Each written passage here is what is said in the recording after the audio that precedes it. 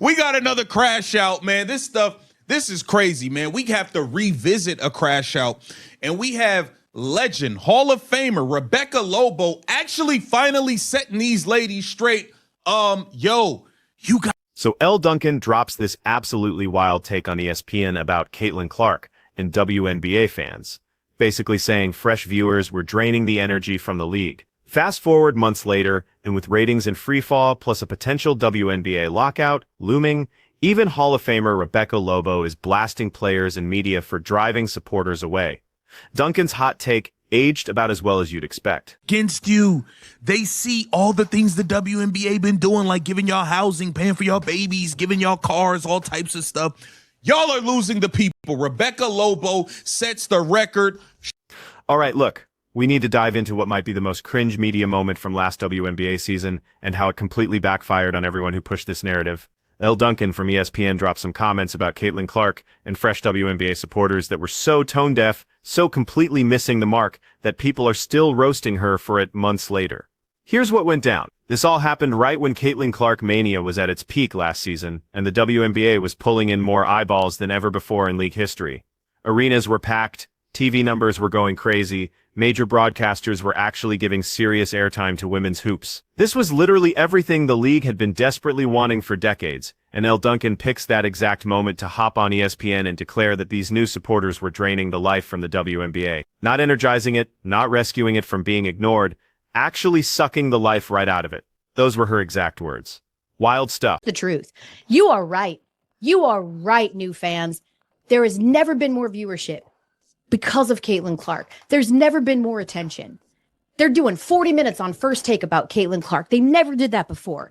Hey, and you know what? And you know what they're not doing now, Elle Duncan? They're not doing 40 minutes on the WNBA when Caitlin Clark wasn't playing. They weren't doing 40 minutes on Colin Cowherd when Caitlin Clark was hurt and wasn't playing. They're not doing 40 minutes on Unrivaled on Nick Wright. First things first. They're not doing 40 minutes on Unrivaled with all these other stars y'all claim. Everybody's a star. Paige Beckers, the big stars.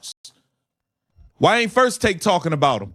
Let's break down just how completely backwards this whole statement really was.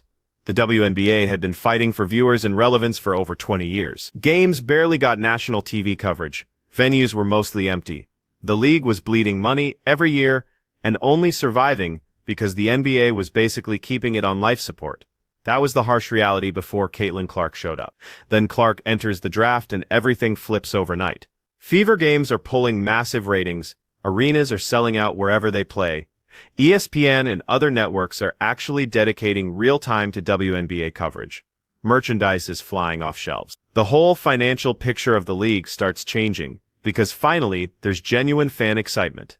And Elle Duncan's reaction to all this incredible growth. Fresh supporters are the real issue here.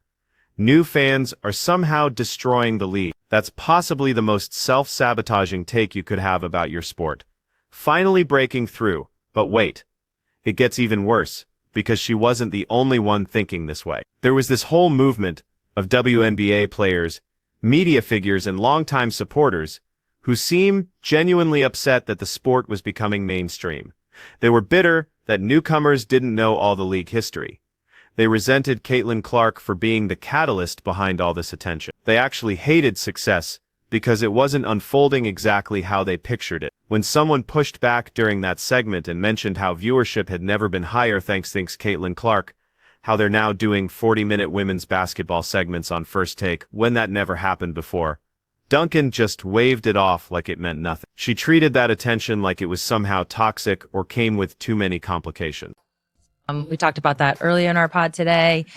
You actually were quoted somewhere saying this is the first time you have zero fear around the league folding, right? Which I totally know what you mean. It's like in other negotiations, there was always not like it was actually going to fold, but it was like, hey, we got to figure this out. How are we going to do this? Kind of a vibe.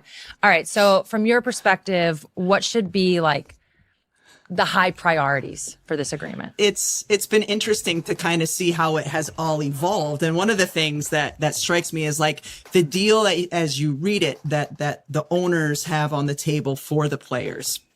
And, I'm not privy to all of the information, but like, it looks like a pretty amazing deal. And that, like, if the players took the deal that's on the table right now, they should feel great about it because it's huge salaries. It is a degree of revenue sharing. It's going to allow the owners to continue to invest in the product. I mean, having a practice facility, having all the things that Sue and I, you played all, and I played all those years without. Like my New York Liberty team practiced. Here's what Duncan and people like her completely missed. Sports media covers whatever audiences actually want to consume. First Take wasn't doing 40-minute WNBA segments before Caitlin Clark, because hardly anyone was tuning in to WNBA games. That's not some personal vendetta. That's just how business works. Networks won't waste prime television slots on content that pulls 0 ratings. But when Clark arrives and suddenly WNBA games are drawing real crowds, obviously, the media coverage explodes. This is how it functions for every single sport on the planet. The NFL gets more coverage than Canadian football because more people watch the NFL.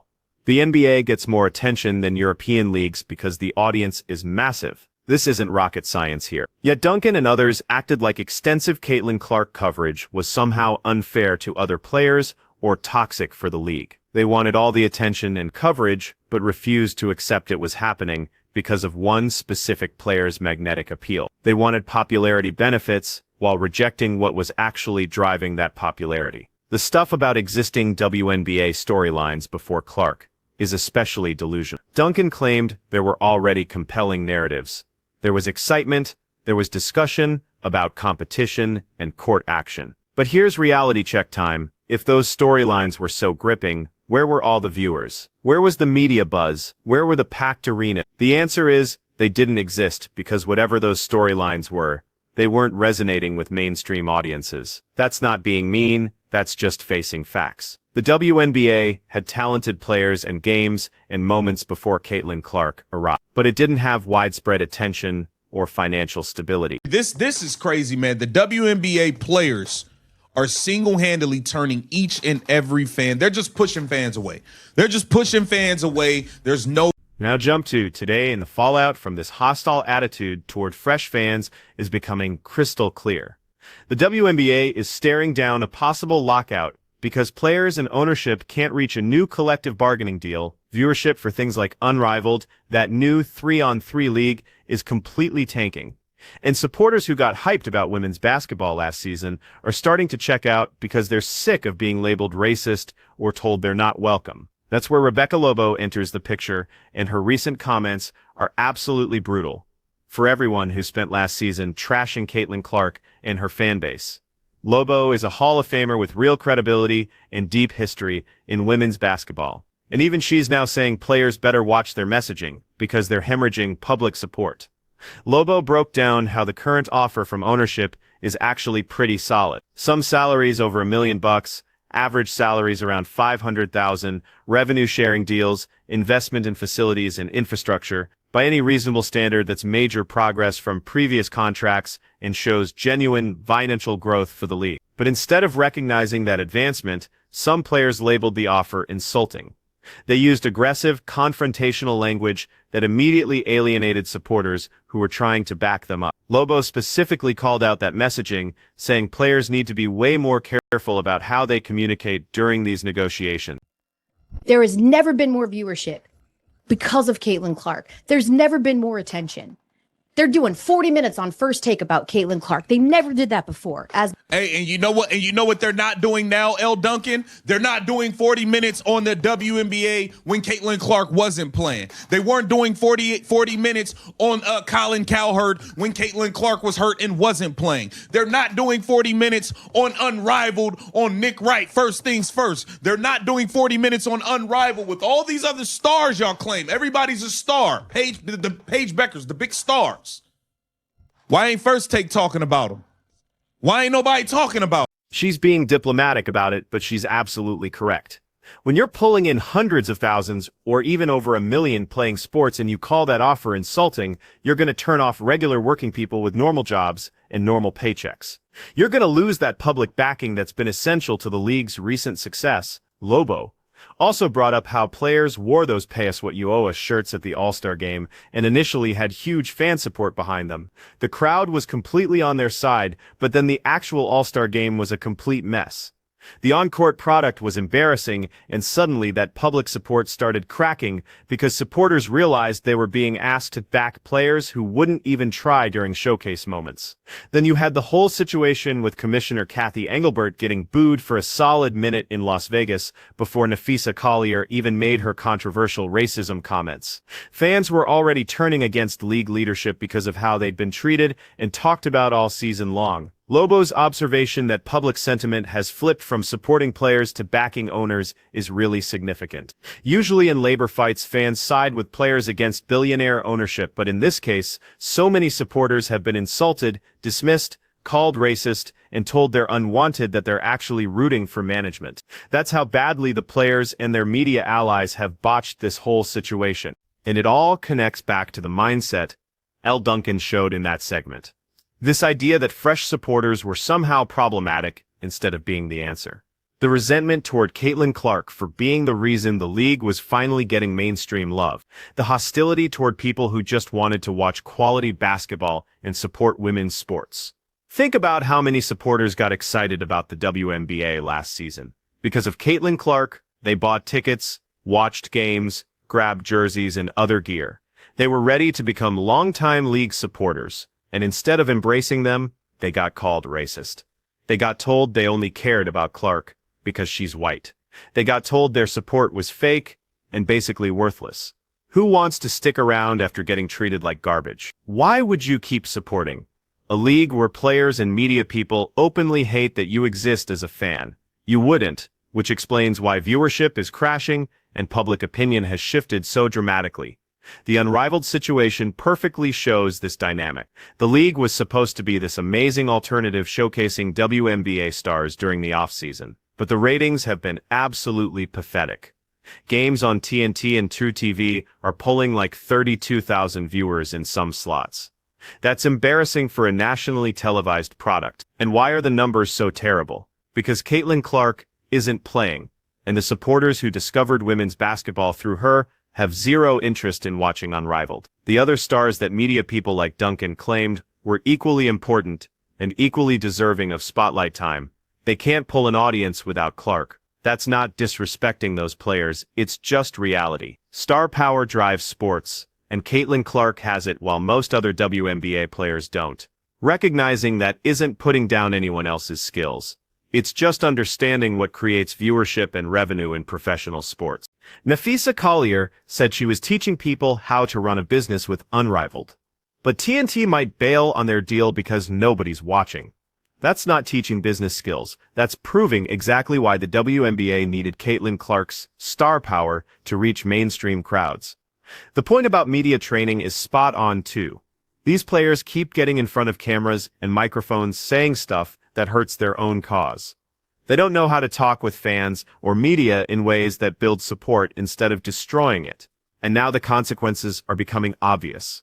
Lobo mentioned playing at some middle school on a tiny court when she was with the Liberty. That's the perspective current players seem to be missing. The league has advanced incredibly far in terms of facilities, pay, and investment. But instead of acknowledging that progress and pushing for more, some players act like they're getting exploited when they're actually receiving treatment that previous generations could only imagine. When supporters found out about all the benefits WNBA players receive, like housing money, childcare help, travel arrangements, and other perks, it shifted the whole conversation. People realized these players are actually being treated pretty well considering the league's actual revenue numbers. And that made the "pay us what you owe us" messaging seem way less convincing. The details emerging during CBA talks have genuinely turned people away from supporting the players. When you discover that ownership is offering million-dollar max deals and serious revenue sharing for a league that still loses money, it's tough to feel bad for players calling that insulting. Elle Duncan's comments perfectly captured the attitude that's now damaging the WNBA. The resentment toward fresh supporters, the hostility toward Caitlin Clark, the refusal to recognize why the league was finally growing. All of that has completely backfired on everyone involved. And the most frustrating part is this was totally preventable. If players and media figures had just embraced new supporters, celebrated Caitlin Clark's impact, and focused on building momentum from last season, the WNBA would be in an amazing spot right now. Instead, they're facing a potential lockout with declining public backing because they couldn't stop sabotaging themselves. So Elle Duncan said, fresh supporters were sucking the life out of the WNBA, and now the league is gasping for air because those supporters got driven away. Rebecca Lobo is desperately trying to fix things by calling for better communication, but the damage is already done.